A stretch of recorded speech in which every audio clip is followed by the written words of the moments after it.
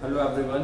आज हम स्टार्ट करने वाले हैं क्लास 9th के साइंस का चैप्टर नंबर 5 जो कि हमारा बायोलॉजी का फर्स्ट चैप्टर है। और इसमें हम पढ़ने वाले हैं स्ट्रक्चरल या fundamental unit of life, cell के बारे में। बेसिकली सेल, फिर टिश्यू, फिर उसके आगे ऑर्गन्स, उस तक बढ़ते जाएंगे हम। और सबसे पहला चैप्टर हमारे पास है सेल। ये वीडियो बहुत ही इंटरेस्टिंग होने वाला है, इसलिए आप सबसे रिक्वेस्ट है कि इस वीडियो को प्लीज़ पूरा देखें और चैनल को लाइक और सब्सक्राइब जरूर करें। तो स्टार्ट करते हैं ये चैप्टर हमारा the fundamental unit of life, chapter 5 biology.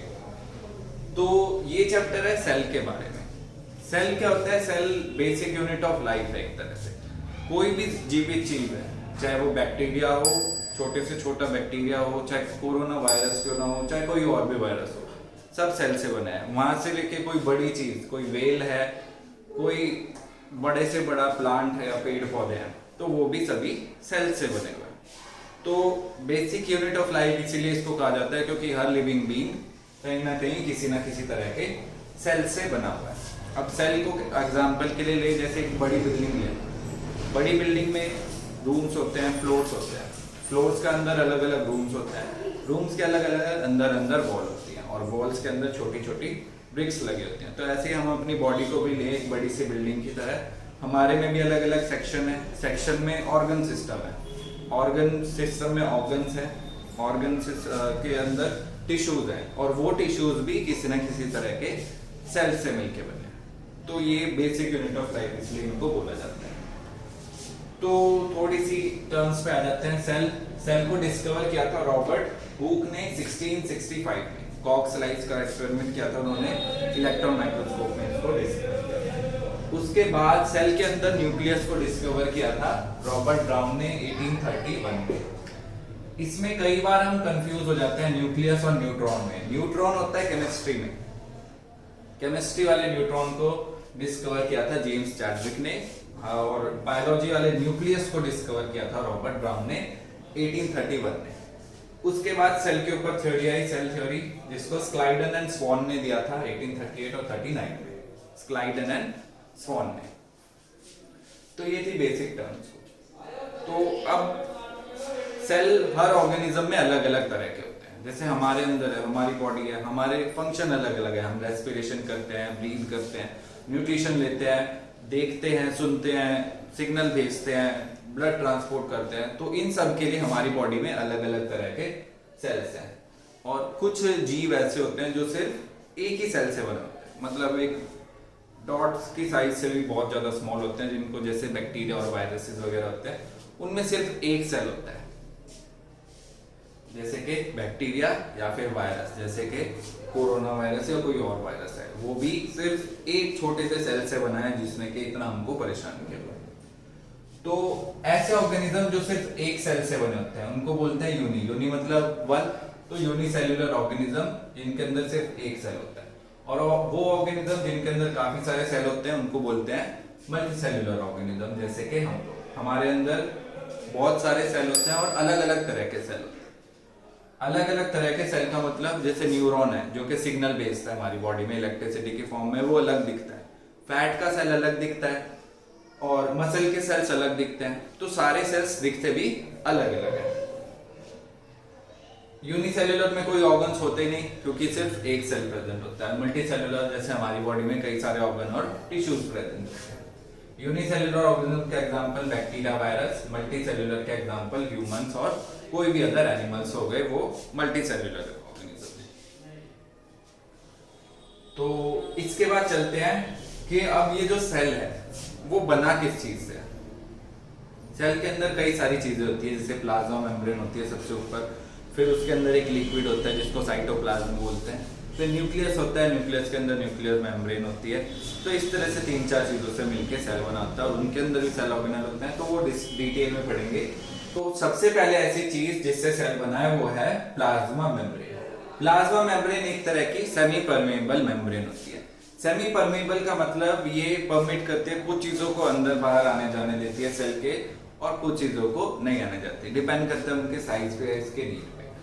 तो ये कैसी मेम्ब्रेन होती है, जैसे कि हमारे फिल्टर्स में या कोई हम कपड़ा भी ले, उससे हम वाटर पास करें जिसमें मिट्टी मिली हो, तो वाटर को तो वो पास होने देगा पर उसमें से मिट्टी पास नहीं हो सकती। तो इस तरह की मेम्ब्रेन को हम सेमी परमेबल मेम्ब्रेन कहते हैं। तो ये भी वही काम करती है। इसका फायदा क्या, क्योंकि सेल को और भी चीजें चाहिए होती है, तो सेल के अंदर ऑक्सीजन, वाटर, ये सब आने देती है प्लाज्मा मेम्ब्रेन। और जब इसके सेल के अंदर CO2 ज्यादा हो जाती है तो उसको बाहर भी भेजने का काम करती है प्लाज्मा मेम्ब्रेन, क्योंकि ये सिलेक्टेड सब्सटेंस को इन एंड आउट मूव होने देती है सेल के, इसलिए इसको सिलेक्टिवली परमेबल मेम्ब्रेन बोला जाता है। तो ये इंपॉर्टेंट क्वेश्चन है, ये पूछा जाता है कई बार कि प्लाज्मा मेम्ब्रेन होती है, इसको मूव करें। उसके बाद इसी से रिलेटेड एक प्रोसेस आया ऑस्मोसिस। ऑस्मोसिस हम सभी ने सुना हुआ है, काफी बार सुना भी होगा, डेली लाइफ में हम सुनते भी हैं, पर हमने कभी ध्यान नहीं दिया होगा ऑस्मोसिस का डेली लाइफ में हमारे क्या यूज होता है। तो ऑस्मोसिस होता क्या है? Osmosis is the passage of water from a region of higher concentration to a region of less concentration through a semi permeable membrane. तो वाटर का एक हायर रीजन से कंसंट्रेशन से लोअर कंसंट्रेशन में जाना। नेचर में कोई भी चीज है वो हायर से लोअर कंसंट्रेशन की तरफ मूव करती है। मान लो एक बलून है, उसके अंदर हमने एयर फिल कर दी, तो उसके अंदर ज्यादा प्रेशर हो गया, उसके अंदर की एयर किधर आना चाहती है? बाहर आना चाहती है। कोई आयरन का पीस है, उसको हमने बहुत गर्म कर दिया, तो वो भी क्या करना चाहेगा? एक्स्ट्रा हीट बाहर आना चाहेगी, तो उसको किसी दूसरी रॉड से एयर खुद टच करेंगे तो उसकी हीट हमारे या दूसरी रॉड के अंदर आ जाएगी, जब तक के दोनों की हीट बैलेंस नहीं हो जाती। तो हर चीज नेचर में हायर कंसंट्रेशन से लोअर कंसंट्रेशन की तरफ मूव करती है। तो यहाँ पे भी यही होता है ऑस्मोसिस में कि वाटर जो होता है, इसीलिए जो स्प्राउट्स होते हैं हमारे, जो स्प्राउट्स हम डालते हैं पानी में भिगो के रखते हैं, चने वगैरह, वो स्वेल अप हो जाते हैं। उनके बारे में भी अभी डिटेल में हम पढ़ने वाले हैं। तो ये था ऑस्मोसिस। ऑस्मोसिस मैंने बोला था कि हम डेली लाइफ में रोज सुनते हैं। आरओ हम सभी ने सुना हुआ है, आरओ वाटर प्यूरिफायर। तो आरओ वो यही होता है, आरओ मतलब रिवर्स ऑस्मोसिस। रिवर्स ऑस्मोसिस से ही हम क्या करते हैं? वाटर को प्यूरिफाई करते हैं। मान लेते हैं कि हमारे पास वाटर है जो इम्प्योर है, उसके अंदर सॉल्ट का कंटेंट या चीजों के घुलने की चीजें ज्यादा होगी, तो उसके अंदर कंसंट्रेशन ज्यादा होगी। एक मेम्ब्रेन लगा देते हैं जिससे कि उसके अंदर का पानी क्या होता है? दूसरी साइड आ जाता है, तो कम कंसंट्रेशन की तरफ चले जाता है वो पानी, और क्या होता है? हमारा जो पानी है वो साफ हो जाता है, और मिनरल्स या जो चीजें उसके अंदर घुली हुई है इम्प्योरिटी, वो एक साइड पे रह जाते हैं। तो इसलिए उसको रिवर्स ऑस्मोसिस बोलते हैं, क्योंकि पानी को हम लेस कंसंट्रेशन वाली साइड वाले पानी को हम यूज कर लेते हैं। तो ये तो था ऑस्मोसिस और रिवर्स ऑस्मोसिस।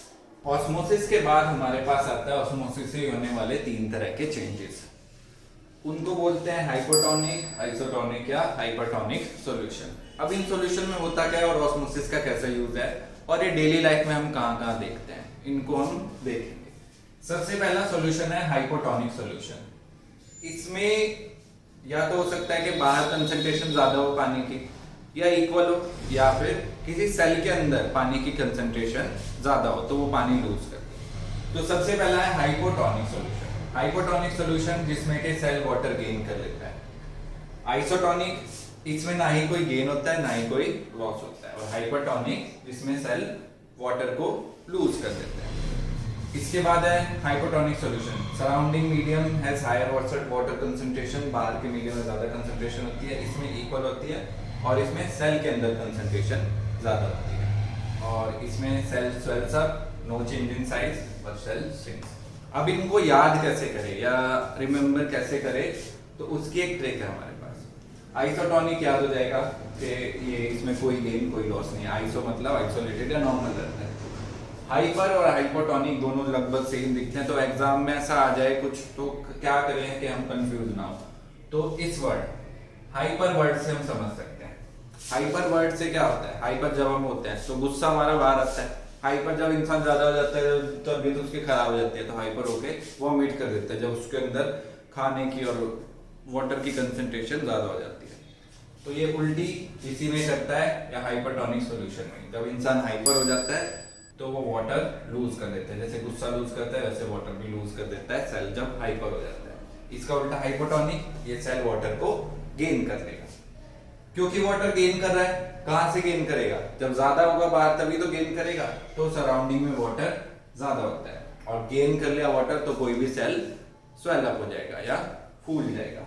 इसमें कोई चेंज नहीं होगा क्योंकि बाहर और अंदर दोनों वाटर की कंसेंट्रेशन बराबर है। इसके लिए इनका एक बहुत ही इंटरेस्टिंग एक्सपेरिमेंट है एग शेल एक्सपेरिमेंट, जब जिसमें हम एग शेल को रिमूव करते हैं एसिड डाल के और फिर उसको पानी में रखते हैं। बहुत इंटरेस्टिंग एक्सपेरिमेंट होता है, उसकी भी हम एक वीडियो जरूर करेंगे जिसमें हम देखेंगे कि एग शेल को पहले हटाते कैसे एसिड से और उसके बाद उसमें क्या करते हैं कि उस पानी गेन कर ले, या फिर उसके प्लाज्मा मेम्ब्रेन के बाद हमारे पास आती हैं ऐसी 3 और चीजें जिनसे के सेल मिलके बना हुआ है, जो है सेल वॉल, न्यूक्लियस और साइटोप्लाज्म। तो हमारे पास 4 ऐसी चीजें हो गई जिनसे सेल मिलके बने हैं, जो कि सबसे पहले प्लाज्मा मेम्ब्रेन, उसके अंदर सबसे बीच में न्यूक्लियस, न्यूक्लियस के साइड और प्लाज्मा मेम्ब्रेन के बीच में एक फ्लूइड जिसको हम साइटोप्लाज्म बोलते हैं, और उसके पहले आती है सेल वॉल। अब सेल वॉल क्या है? सेल वॉल सिर्फ प्लांट सेल में प्रेजेंट होती है, एनिमल्स में, जो कि हम है, हमारे अंदर कोई सेल वॉल नहीं होती है। ये एक एडिशनल मेम्ब्रेन होती है जो कि प्लांट्स के ऊपर उनकी प्रोटेक्शन के लिए बनी होती है, उनके सेल्स की। उसके बाद आउटसाइड द प्लाज्मा मेम्ब्रेन उसके भी ऊपर सेल वॉल प्रेजेंट होती है। ये बनी हुई होती है सेल्यूलोज से। सेल्यूलोज एक तरह का हार्ड सब्सटेंस है जिसको इसी की वजह से हम लोग प्लांट्स को डायरेक्टली डाइजेस्ट नहीं कर सकते, या कोई भी कार्निवोर डाइजेस्ट नहीं कर सकता। सेल्यूलोज को ही डाइजेस्ट करने के लिए जो हर्बीवोर्स होते हैं, जैसे शाकाहारी जीव, जैसे हिरन, गोट, ये सब, बफलो, इनके इंटेस्टाइन जो होते हैं वो काफी बड़े होते हैं कंपेयर टू कार्निवोर्स, सिर्फ सेल्यूलोज को डाइजेस्ट करने के लिए। तो सेल वॉल प्रोटेक्शन का काम करती है प्लांट सेल की, ऑब्वियस चीज है। उसके बाद आता है न्यूक्लियस। ये सेंट्रल कंट्रोल सिस्टम होता है एक तरह से, मान लो सेल का ब्रेन होता है, एक तरह से मान सकते हैं। ये क्या करता है? डबल लेयर कवरिंग होती है न्यूक्लियर मेम्ब्रेन। इसके न्यूक्लियस के ऊपर भी एक और मेम्ब्रेन होती है जिसको न्यूक्लियर मेम्ब्रेन बोलते हैं, हम वैसे इजीली याद कर सकते हैं। Plays the central role in cellular reproduction. जब सेल डिवाइड होते हैं, हमारी बॉडी के सेल हमेशा बनते और मरते रहते हैं। जैसे हमारी स्किन के सेल है, रोज बनते हैं कई सारे सेल और रोज डेड भी हो जाते हैं। तो ये सेल डिवाइड कैसे होते हैं? एक सेल हुआ, 1 से 2 डिवाइड हुए, 2 से 4 डिवाइड हुए, तो इनको डिवाइड करने में सेंट्रल रोल प्ले करता है न्यूक्लियस। और इसमें क्रोमोसोम होते हैं। अब क्रोमोसोम क्या होते हैं? ह्यूमंस के अंदर जैसे 23 पेयर ऑफ क्रोमोसोम है, मतलब 46 क्रोमोसोम होते हैं। यही हमारी बॉडी का सारा डेटा रखते हैं कि हमारा बॉडी डिजाइन कैसा होगा, आईज का कलर, ईयर्स लोब अटैच होंगे नहीं, या किस तरह के हमारे अंदर फीचर्स आएंगे फिजिकल, तो ये सभी रखते हैं क्रोमोसोम। क्रोमोसोम ही के अंदर डीएनए प्रेजेंट होता है जो कि हमारे पेरेंट्स से कॉपी होता है, तभी हमारे फीचर्स जो हैं काफी हद तक हमारे पेरेंट्स से मिलते हैं। अगर क्रोमोसोम ना हो तो ये फीचर कॉपी होके भी आगे नहीं जा सकते। तो एक तरह से कह सकते हैं ये हमारी बॉडी का ब्लूप्रिंट होता है।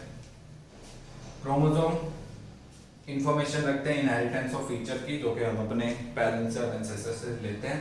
इसी के अंदर डीएनए प्रेजेंट होता है जिसको हम डीऑक्सीराइबोन्यूक्लिक एसिड भी बोलते हैं। लास्ट में आता है साइटोप्लाज्म। साइटोप्लाज्म एक फ्लूइड की तरह होता है। इसका एग्जांपल ले सकते हैं, जैसे एक एग है, एग के ऊपर एक मेम्ब्रेन है सबसे पहले, उसको बोलते हैं plasma membrane.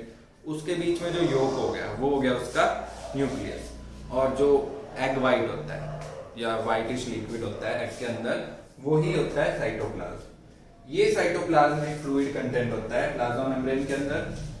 It contains specialized cell organelles. इसके अंदर भी छोटे छोटे ऑर्गेनल्स होते हैं, सेल ऑर्गेनल्स, जिनको हम कह सकते हैं सेल के भी अंदर ऑर्गन्स होते हैं जो सेल के लिए काम करते हैं। उसके अलग अलग प्रोसेस, जैसे रेस्पिरेशन, चीजों को इधर से उधर पहुंचाना, डाइजेशन करना, उसको ठीक करना, ये सब काम करते हैं सेल ऑर्गेनल्स। ये हमारी इस वीडियो का सबसे लास्ट और पूरे चैप्टर का सबसे इंपॉर्टेंट टॉपिक है। ये टॉपिक ऐसा है जो आपके एग्जाम में 100% आएगा ही आएगा। हर पेपर में, चाहे मिड टर्म हो चाहे फाइनल टर्म हो, ये क्वेश्चन जरूर पूछा जाएगा 3 या 4 मार्क्स में। मोस्ट प्रोबेबली 3 मार्क्स में पूछा जाने वाला है, तो इसको अच्छे से समझ लेते हैं। प्रोकैरियोटिक सेल और यूकैरियोटिक सेल में डिफरेंस। प्रोकैरियोटिक जो प्राइमरी सेल्स हैं, जो सबसे पहले बने थे, जैसे कि बैक्टीरिया वगैरह हैं, ये सबसे पहले अर्थ पे एग्जिस्ट होने वाली लाइफ फॉर्म थी। तो ये ज्यादा वेल डिफाइंड नहीं थे। कोई भी चीज हम बनाते हैं तो शुरू में रफ होती है वो, फिर धीरे धीरे हम एक्सपर्ट होते जाते हैं तो वो अच्छे से बनती जाती है। तो ये भी एक तरह से रफ वर्क थे। तो इनका डिजाइन इतना अच्छा नहीं था, इनमें सारी चीजें अच्छे से, बिल्कुल अच्छे से हाईलाइटेड नहीं थी। जबकि यूकैरियोटिक जो धीरे धीरे डेवलप होके बने, उनमें सब कुछ चीजें वेल डिफाइंड है। तो इनमें डिफरेंस पूछा जाएगा। सबसे पहला डिफरेंस, साइज, इनका साइज जनरली स्मॉल होता है, 1 से 10 माइक्रोमीटर। ये माइक्रोमीटर है, इसको यूएम नहीं पढ़ सकते हम, ये माइक्रो है, म्यू का सिंबल है माइक्रोमीटर। 1 माइक्रोमीटर होता है 1/10 लाख के, या 1/1 मिलियन के, मतलब इतना छोटा होता है। इसका साइज जनरली कंपैरेटिवली बड़ा होता है, 5 से लेके 100 माइक्रोमीटर तक हो सकता है। क्रोमोसोम इनमें सिर्फ एक होता है, क्योंकि बैक्टीरिया या सिंगल सेल है तो ज्यादा सेल क्रोमोसोम के जो होते हैं, सिर्फ एक क्रोमोसोम। इनके अंदर कम से कम एक से ज्यादा, जैसे 146 है तो एक से ज्यादा क्रोमोसोम प्रेजेंट होते हैं। न्यूक्लियर रीजन पुअरली डिफाइंड होता है, क्योंकि इनके अंदर न्यूक्लियर मेम्ब्रेन नहीं होती है, तो इनका न्यूक्लियर रीजन, मान लो मेम्ब्रेन ही नहीं है तो न्यूक्लियस के अंदर का सारा मटेरियल फैल गया, तो कोई वेल डिफाइंड न्यूक्लियस नहीं हुआ, इसलिए उसको हम न्यूक्लियोइड बोलते हैं। इसका न्यूक्लियस रीजन वेल डिफाइंड होता है, सराउंडेड बाय न्यूक्लियर मेम्ब्रेन होता है। इसमें सेल ऑर्गेनेल्स की भी ज्यादा नीड थी, क्योंकि ज्यादा एक्टिविटी नहीं करते हैं, तो सेल ऑर्गेनेल्स एब्सेंट होते हैं, membrane bound cell organelles absent, और इसमें membrane bound cell organelles present. तो ये था बिल्कुल आसान सा डिफरेंस इनमें।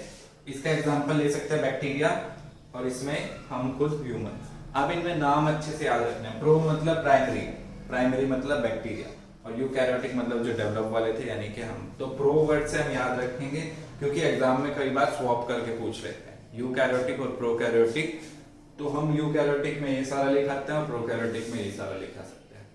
और कई लोग ऐसे सोच रहे होंगे बच्चे अभी कि हम ये गलती नहीं कर सकते, वो अभी खुद जाके देखना भी, जब आप लोग के एग्जाम होंगे काफी सारे ऐसे बच्चे होंगे जो इस चीज में कंफ्यूज होते हैं और लिख के आते हैं ऐसा, यूकैरियोटिक और प्रोकैरियोटिक के आंसर चेंज कर देते हैं। इस वीडियो में यहाँ तक के लिए इतना ही था। ये क्वेश्चन जरूर पूछा जाएगा एग्जाम में, इस वीडियो को अच्छे से देखें और इससे नोट्स जरूर रेडी करें, जो भी हम बोर्ड पे लिखवाते हैं हम लोग। Thank you.